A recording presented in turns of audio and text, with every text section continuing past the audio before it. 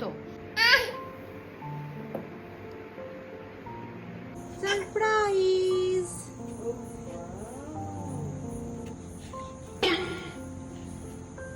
দেখ কেমন ঝাল লাগে, খাবে না? হ্যালো এভরিওয়ান, এই কিছুদিন আগে মানে 15ই অগস্টে আমাদের ম্যারেজ অ্যানিভার্সারি ছিল, আর এটা আমাদের 6th অ্যানিভার্সারি ছিল। তো সেজন্যই অনেকেই আমাদেরকে এই দিনটা মনে রেখে পার্সোনালি মেসেঞ্জারে বা কোনো ভিডিওর কমেন্ট সেকশনে গিয়ে উইশ করেছিলেন। আমি কিন্তু আলাদা করে কিছু পোস্ট করিনি, তবে বহু মানুষ আমাদেরকে ভালোবেসে এই দিনটা মনে রেখেছিলেন।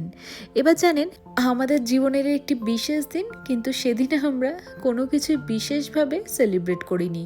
যেমন সাধারণ দিনগুলো আমরা কাটাই, সেরকম সাধারণ খাবার দাবার খেয়েই বাকি দিনগুলোর মতোই কাটিয়ে দিয়েছিলাম। তবে দিনের শেষে গিয়ে মনে হলো, আরে আমাদের কি অনেকটাই বয়স হয়ে গিয়েছে, জীবন থেকে কি সব খুশি হঠাৎ করে উধাও হয়ে গেল, যে বিশেষ বিশেষ দিনগুলোতে আগের মতো আর আনন্দ ফিল করতে পারছি না।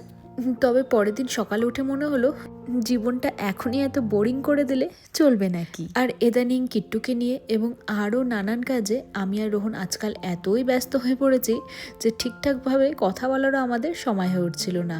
তাই হঠাৎই আমাদের মনে হলো একটু হাওয়া বদল করার জন্য আমাদের বাইরে যাওয়া দরকার। তাই কাছাকাছির মধ্যে কম সময়ের ফ্লাইট নিয়ে আমরা গোয়াতেই চলে এলাম।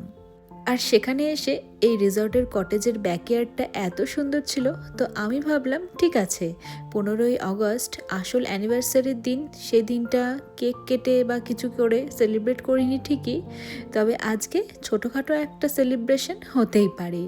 কারণ যা বুঝলাম, আমি উদ্যোগ না নিলে এইসব আর কিছুই হবে না।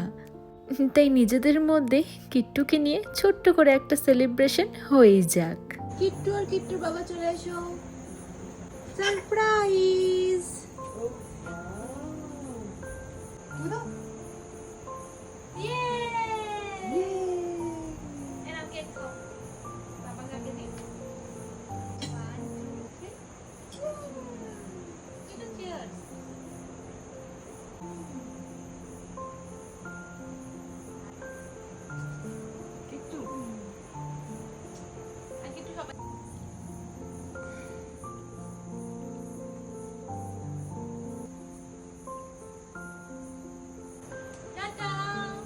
টাটা দিয়ে দাও তো মাম্মা, একটু টাটা দিয়ে দাও, দিচ্ছি টাটা দিয়ে দাও আগে।